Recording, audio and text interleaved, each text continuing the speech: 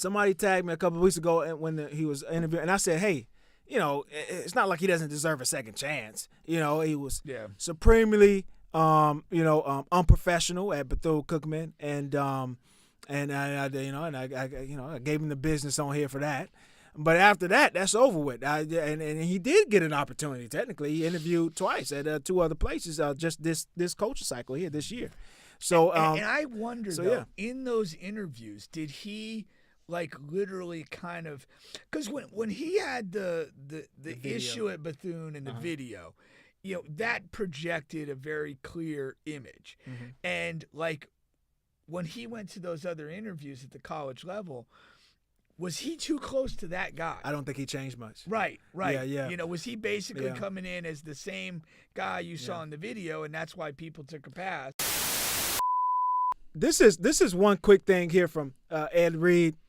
Okay, have you seen this? So Ed Reed has a coaching job. Okay, he's back in the game. He's an offensive coordinator for Chamblee High School. He's not even a head coach. Not even a head coach, man. Wait, he's an offensive coordinator? Offensive coordinator. Not even a defensive coordinator. Not even a defensive coordinator. Wow. What the hell's going on? Somebody tagged me in something a few weeks ago because he actually got 2 interviews to 2 other HBCUs. Okay. Head coaching jobs. Apparently it didn't pan out. And that's why, and then he found himself at Chamblee High School as an offensive coordinator. Where's Chamblee High School? Do we know what state that is? I had a heavy thought it was Florida. I could be wrong on that. Let me see. He's really originally quick, from Louisiana, though. Hold on, let me see. Oh, that's in Georgia. Georgia. Okay. Yeah, Chamblee. I that was one of my territories. I'm tripping. That's an Atlanta suburb? Yeah. Atlanta suburb in Chamblee.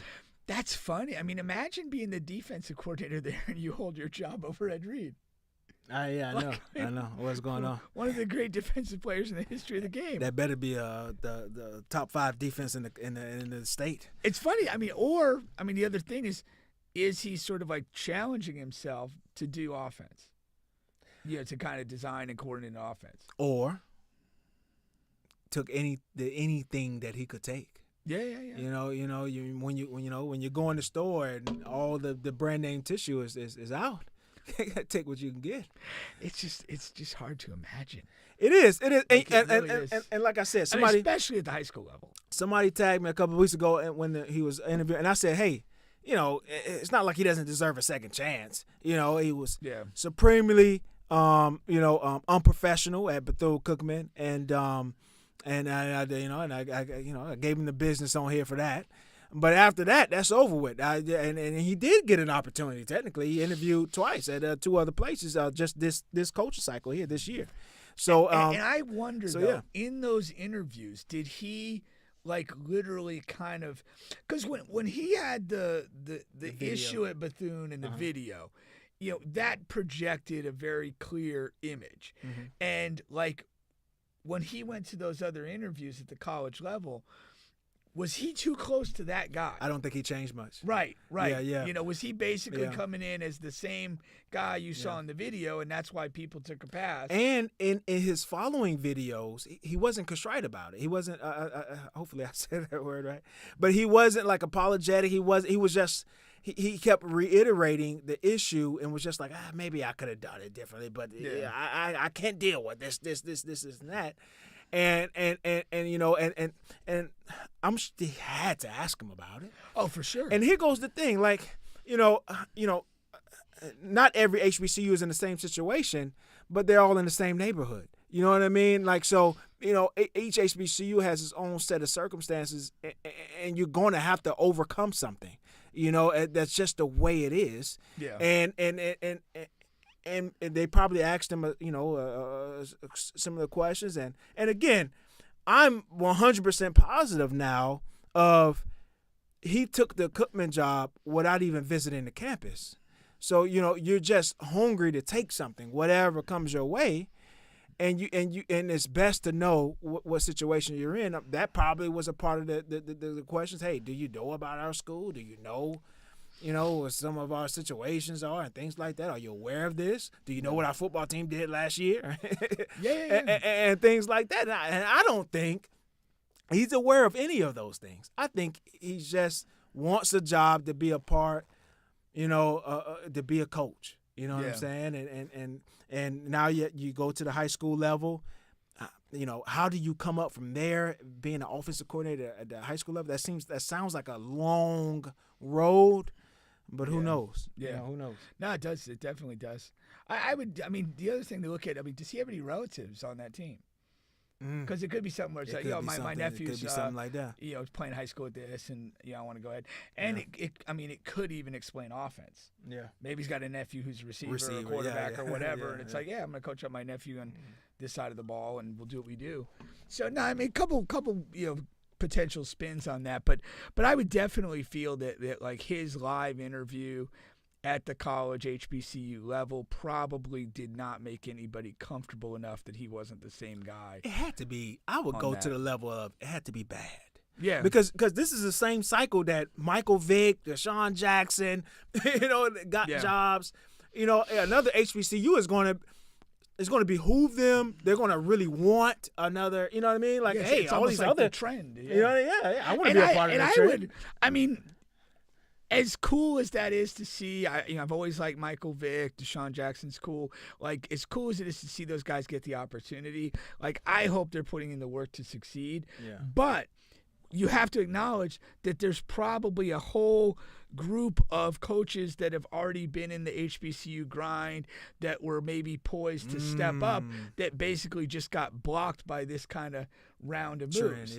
Maybe they were hot coordinators or whatever, making ready to move up that step, or they were at a slightly lower level wanting that, that job would be an improvement for them. And, they didn't get it because this guy's got NFL pedigree. Yeah. And I'm sure they're sitting around somewhere griping about that. Yeah. They're going to be looking for ways to push those guys out. There's no way there's not. I mean, that's just that thing. And even the attention that we saw that with Deion. Like, there's going to be other coaches that hate on it and stuff like that. So you're going to have that too. Yeah. Especially if they have any level of success. Okay, that's one quick thing I wanted to get to. Okay, another one is this Caitlyn Clark, man, another stalker, another a women's basketball player being stalked. I thought that was crazy. Now, he had his his first court appearance. I don't know if it was today or yesterday, but like literally they walked him in, and it was just I'm gonna get this wrong. I don't know if they call it a arraignment, but it's basically it says first court appearance. Yeah. So whatever you have there, first court appearance, and the very first thing he does, they walk him in. As soon as he sits down, he's like, "Guilty as charged." Really? Guilty as charged, and the judge is like, "Mister, you're not supposed to talk during this whole thing. It's first court appearance. We're just doing this and that, Yeah. And he's like, "Guilty as charged." He's like, "She's like, sir, we're gonna have to You're not supposed to talk." So there is something wrong with him. Doing no favors for himself. and like they're saying he behaved very erratically, appeared to be laughing and joking while noting he had not been taking his medication while jailed, and he's been living out of his car, things like that. What was like essentially how close did he get to her? What was the nature of his stalking? So let's see here. It says that Lewis traveled from his home in Texas to Indianapolis with the intent to be in close proximity to Caitlyn. Lewis was ordered. Okay. They said that he wanted to be, but let's see how they don't say how close he actually. Oh, here we go. Lewis received a no-contact order and a stay-away order sought by prosecutors that bars him from being within 500 feet of the arena. That doesn't tell us what we're asking for. Yeah. Okay. In one post, it said Lewis said he had repeatedly been driving by the arena that the Fever play. Okay. He said he had one foot on a banana peel and another on a stalking charge, whatever that means. That he sent messages on Twitter that were sexually explicit, social media posts that actually caused Caitlyn to feel terrorized and frightened. Okay. So we're looking at social media and driving by the arena a ton. He said he told police that he didn't mean any harm and that he fantasized about being in a relationship with Clark. Okay. Okay. Yeah.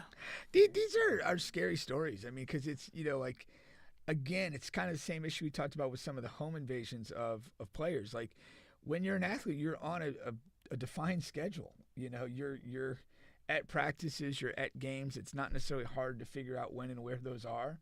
And for somebody to drive from Texas up to Indianapolis, that they're going to have a good chance of coming relatively close to you if they want to, for sure.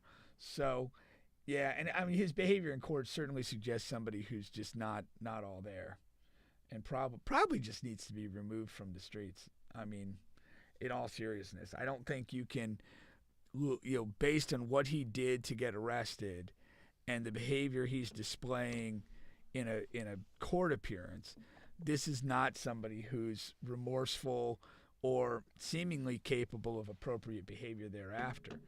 Unfortunately, I don't think the stalking is a particularly heavy charge. Yeah. Now, what it'll probably end up, though, is that it'll have some parameters that if he violates those parameters, it could get much more serious. So as far as whatever he's posting or sending to her, or whatever level of physical proximity he's trying to get to, all of those should be addressed in any sort of sentencing. And if he violates that, then it would be a potentially more significant, maybe some jail time and stuff like that. Yeah, like I said, this is like the second or third time we've been talking about a women's basketball player being stalked within like the last month or so. Yeah. And as women's basketball become more popular, you got Juju tearing it up in college now, so it looks like that may be the next star that they are going to try to prop up and stuff like that. And the game is progressing itself, and some of these women are attractive. What happens there? Do you have more of this? How do you stop that? Like you said, it's like it's similar to the break-ins of these famous men's sports stars. So yeah, to like I mean, where does this go? Certainly on the public level, but what I would probably take this position is that it's probably not a great thing to be a woman, because we're talking about celebrity women, but I'm sure this very moment that there's tons of women that are subjected to some degree of stalking in their personal life via social media or in-person stalking from somebody, even if it's not somebody that they had any real direct relationship or communication with, but somebody who just quietly sort of obsesses over them and feels licensed to try and bring themselves into that person's circle. Yeah. I think my feeling is that it's probably a widespread issue for, just many, many women, including most of which who are not in the public eye, so to speak. 100%. 100%. And they're using the excuses of, but look at the way you're dressing on here and dancing on here and this and that. Right. You can't respond back to my DM. Yeah, exactly. You twerking whore. Exactly.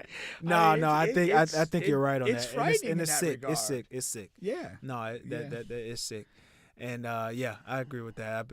I bet you we can only imagine of what that looks like, especially from like women on social media who post a lot and things like that, which is absolutely nothing wrong with that. Yeah, and again, I'd say if you are like a woman who posts like things that you're doing and whatever, that's what I'm saying. It's like you're there's probably dudes crazy enough to just try to pull up to where you're at or whatever. I guess if you're just gonna kind of dispense some advice, it'd be probably a lot of women already do this, but like if you're posting on something that you're doing at a particular location, like don't post it contemporaneously. Like, wait till you leave there and then post had a great time at such and such a spot, so that you aren't kind of looking at the possibility of somebody pulling up while you're still there. Nah, with some bad intentions. For sure.